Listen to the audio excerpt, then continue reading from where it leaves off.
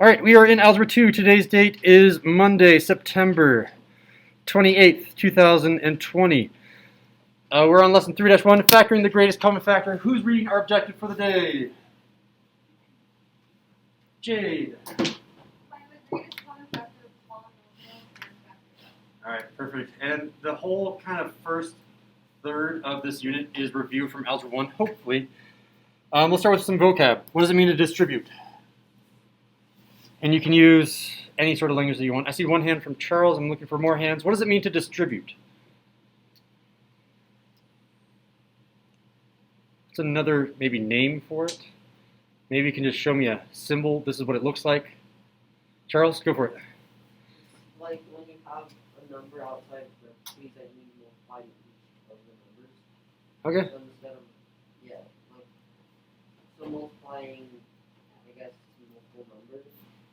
Multiplying the same number to other ones. Yeah, it's doing that operation here. So I can zoom in too, since I know that the frames are in the way.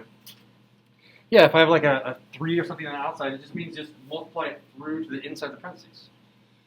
Yeah, and another word that I will use for distribute is this word multiply. Multiply.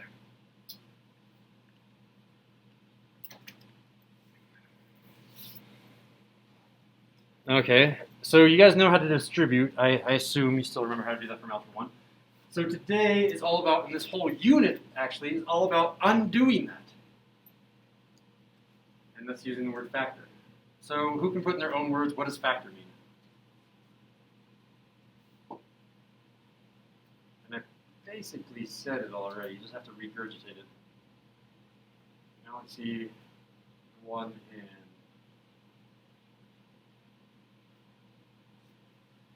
Okay, Charles again. Pretty much it's just the opposite of distributing instead of multiplying by. Yeah, say opposite of distribute.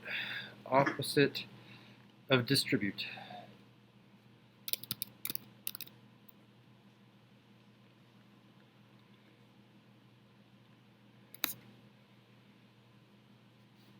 But again, the hard thing about factoring is what do we undistribute? What do we take out? Like if 3 goes into here, 3x plus 6, how do we know that we're supposed to take out a 3 originally? And that's what today's lesson is all about. Wow, I mean part of it, right? Greatest common factor. Everything is the greatest common factor for today's lesson. The greatest common factor is I'm looking for a size word here and an operation word here. Gunnar? Is you can't see the factor. Yeah, so the greatest. And maybe I can use the word biggest or largest. Yeah, so it's the biggest or greatest factor that does what to both numbers, Wyatt? That multiply. So yeah, you can say that. You can say multiplies into.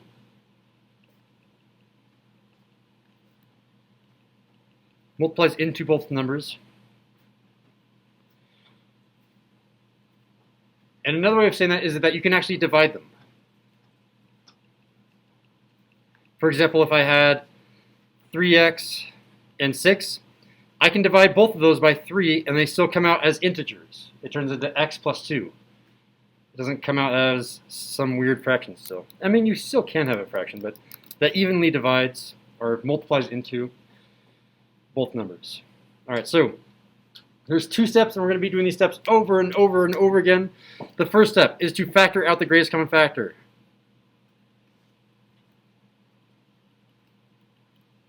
I'm going to abbreviate here GCF because I can put up here as well. GCF is greatest common factor. And for those of you that are in geometry, you should be thinking, oh, I know how to find greatest common factor geometrically. Nice. And then step 2 is Ninja Star.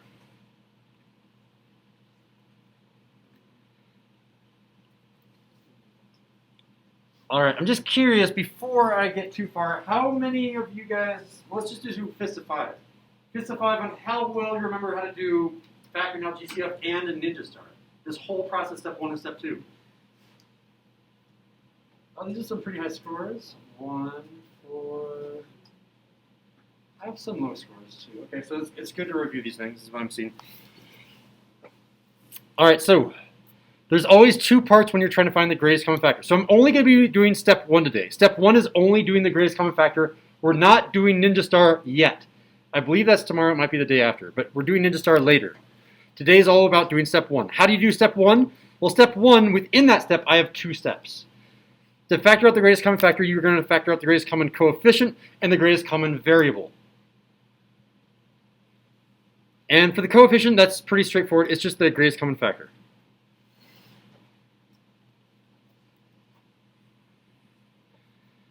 So let me give you guys 2 numbers and see if you can find the greatest common factor. If I have like the numbers, I don't know, 32 and 24.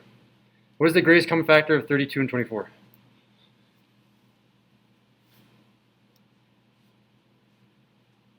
One person has their hand up. 2 people have their hand up. 3 people. Andres? Is it 12? Ooh, 12 doesn't go into 32. 12 goes into 36, though. Oh, yeah. Okay. 8. It is indeed 8. And how do you do that again? Here is the long way of finding greatest common factor. There's a shortcut too geometrically, but yeah, here we go. If I look at the factors of 32 and look at the factors of 24 and I list them all out factor by factor by factor, eventually you just choose the one that matches and that's the biggest. So 32, let me do them really quick. 1, 2, 4, 6 doesn't go into it, right? So it goes back to 8, 16, and 32. Those are every single factor of 32. And then 24, again, you do 1, 2, 3, I think it goes to 12 next, right? No, 8, yeah. 8, 12, and 24. What? What about 4 and 6? Ah, dang it, I knew I forgot some. 4 and 6, thank you. 4, 6, 8, 12, and 24. A good way to verify that you haven't forgotten any, well, didn't help me at all, but they should be paired, right? 1 and 24, then 2 and 12, then 3 and 8, and 4 and 6. They should have its like buddy on the other side if you multiply it. So if you list out all the factors, then you try to find the biggest one, and lo and behold, yep, it's 8. 8 is the biggest one on both 32 and 24. Both of those are factors, and they happen to be the greatest common factor between 32 and 24. Give me a fist of 5. How well do you remember how to find just a normal greatest common factor with no variables, just numbers? What I just did right here. How well can you find the greatest common factor of 2 numbers? Fist of 5. I'm seeing 5's, the lowest score I see is a 4. Right? All right, yeah. So then you also have to find the greatest common factor for the variable. And that's a little bit harder, but here is the trick that I will write down for you guys. Look for the smallest exponent.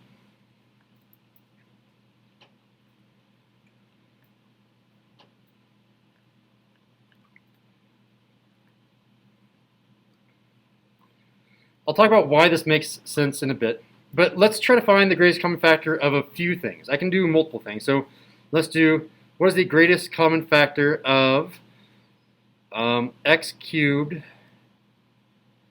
x to the 71, x to the 5th, and x to the 11th?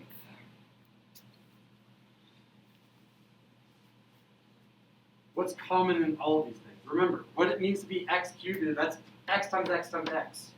This is x times x times x times x 71 times. I'm not going to list them all. This is x times x times x times x times x times x. That's 5 times. And this is x multiplied by itself 11 times. This is what it means to be raised to a power. So the greatest common factor is the lowest one in this case, x to the power of 3, because there are 3 x's in each of these as well. There's 2 additional ones here. There's 8 additional x's, but they all have at least 3 x's. You nod your head to just, you're following me? So the greatest common factor is going to be whatever the smallest one is.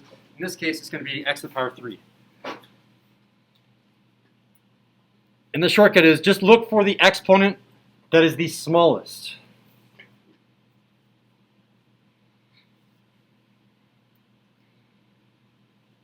All right, let's actually try to find the greatest common factor. Again, I'm not factoring anything out yet. I'm just trying to find the greatest common factor. So, what is the greatest common factor? And I can maybe scroll so you guys can see in the back. What is the greatest common factor of 8x to the power of 4 and 4x to the power of 6? Again, there's two steps.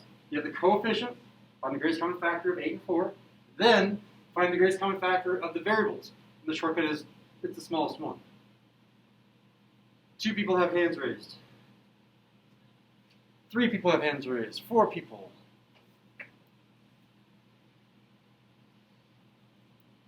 I'd like to call some new people. I'm going to cold call. Jose, go. Yes.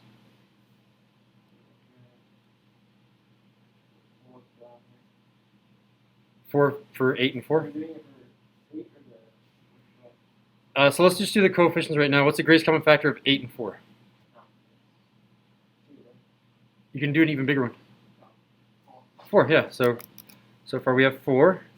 And you want to do the variable also, or do you want to give that to someone else? Okay, perfect. Next one. What's the greatest common factor between x to the power of 4 and x to the power of 6? Jenny. Did you say to the 4th? Yep. 4x to the power of 4th. Again, 4 was the greatest common factor between 8 and 4. X to the power of 4 was the smallest exponent, was 4, so it's x to the power of 4. Let's try another one. Find the greatest common factor of 36y to the 8 and 9y to the 12. One person has an answer. 2 people have an answer. 3 people have an answer. Fernando, go for it. 9y to the 8th. There it is, 9y to the 8th. Oops, 9y to the 8th. Again, we're trying to find the greatest common factor between 36 and 9. Well, 36 divided by 9 is 4, so that works. 9 divided by 9 is 1, so I can evenly divide both of these by 9. And then the smallest exponent, 8. Ooh, there it is.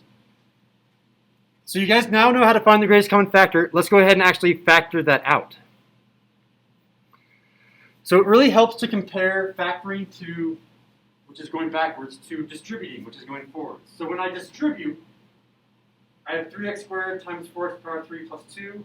Can someone help me distribute the 3x squared into this binomial? Charles? So you multiply the 3x squared by both of them. So the first one would be 12x to the power of 5 plus 6x to the power of 2. There it is. So we have the distribution down. Give me a fist of 5. How well can you do that distribution real quick? Make sure that everyone's okay with this. Fist of 5. Come on, Jessica. How are you guys doing? How well can you distribute? I can scroll so you guys can see better. Okay? So I want you guys to tell me what operations do we do with the coefficients. Again, the coefficients, the 3 and the 4. What do we do to these two numbers to get to 12? What operation do we do? Andres? You multiply. Does everyone write down? Oh, you don't all ever. You won't have to multiply. Multiply. You don't have to write down. I can write it down. Multiply. So used to saying, yeah, just write it down. Well, you don't have to anymore, right? Multiply. And what do we do with the exponents? What operation? Josie? Add. So if we're going to go and undo these things, we should be doing the opposite operation. So now instead of multiplying coefficients, I'm going to be doing what? Someone new. Jessica? Yes, there it is. Divide. And instead of adding exponents, I'm going to... Did I get everyone in? Not yet. Sergio. Subtract.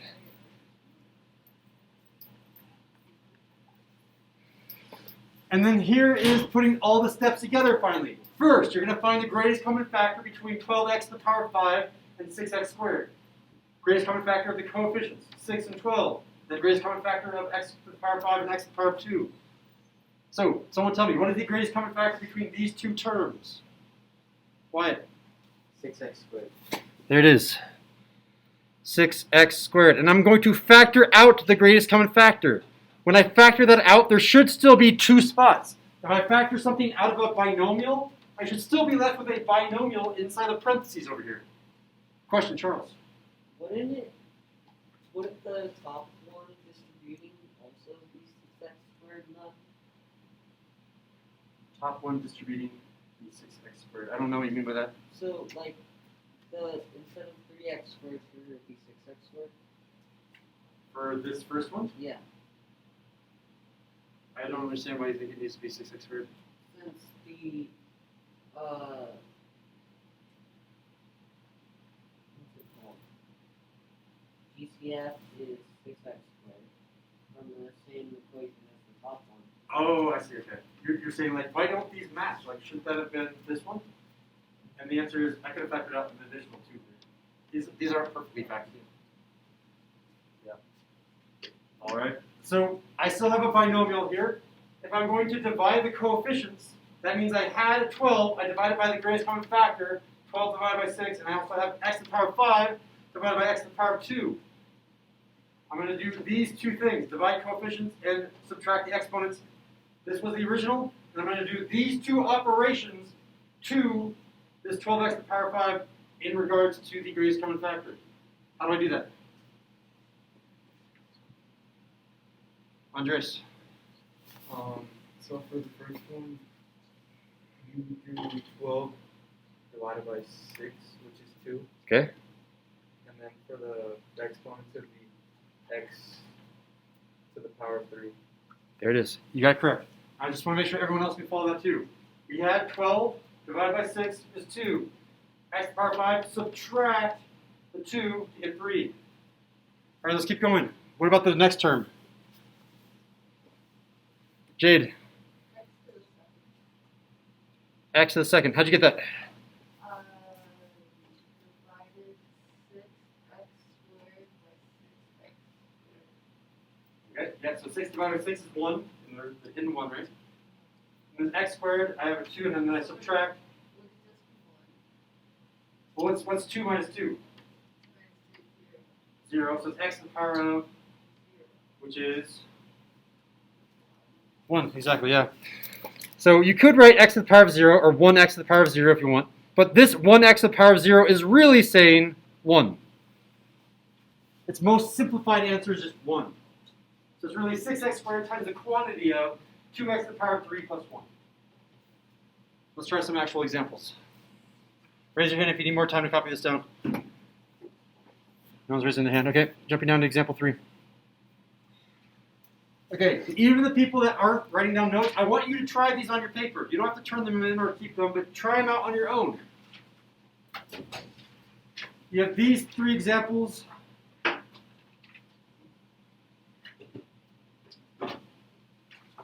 Good luck. All right, who can help me do example 3? Do the whole thing. Andres, go for it. Okay, so first you want to find what the greatest common factor of 6 and 8 is, and that's 2. And then you choose the exponent, like the least amount, so it's A4. Okay. And then parentheses. And now you have to do 6 divided by 2, which is 3. And then you subtract the exponents, and that's left 1, but it's just 3 by itself. Okay, because yeah, it normally would be like a to the power of 0, but that's gone. Okay. Yeah. Okay, and then you divide 8 divided by 2, which is 4. And then you subtract the exponents again. 7 minus 4 is 3. And yeah, that's the answer. Thank you, Andres. We'll explain too. Oh, and I forgot to compliment Charles. Charles is using the Q for a question. If you guys can also use that if you have a question, that would help me out. Okay, example number 4. Who can help me find the greatest common factor and then factor it out? Gunnar, go for it. Okay. So, for which one? Okay. Number 4. So the thing, it would be greatest common factor would be 5. Then B 100. Power 100. Parentheses. 35 divided by 5 is 6. 100 102 minus 6. B, 6A. Oh, 6B, yeah.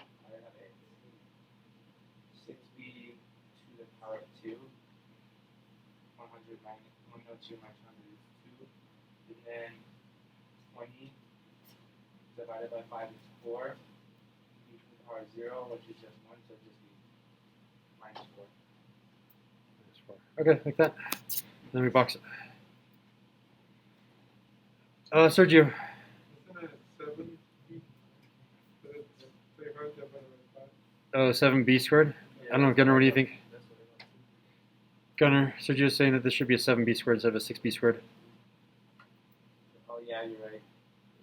You're right, Chief. All right, good catch. And give yourself a pat on the back if you caught that as well, but I didn't call on you. All right, and example number 5. Ooh, there's 3 things. It's even harder, but you can still do it. It's the same thing. Fernando? It's going to be 10C to the 32nd.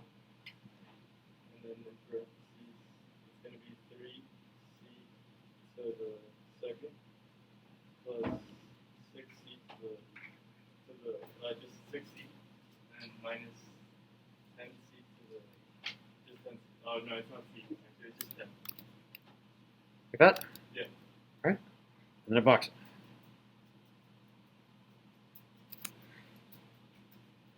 Cool. What about example 6? Yeah, what? Example 6 cannot be factored. Yep, there it is. Can't be factored. Are there going to be types of problems like that in Khan Academy? Not on Khan Academy, but I should just let you guys know that sometimes, especially on the test, I'll probably throw a 1 in there. Just can't be factored. Not everything can be factored. In fact, in the grand scheme of all mathematics, the majority of things cannot be factored. We choose very special cases so you can practice your factoring skills. Do we still have to do summaries? Nope.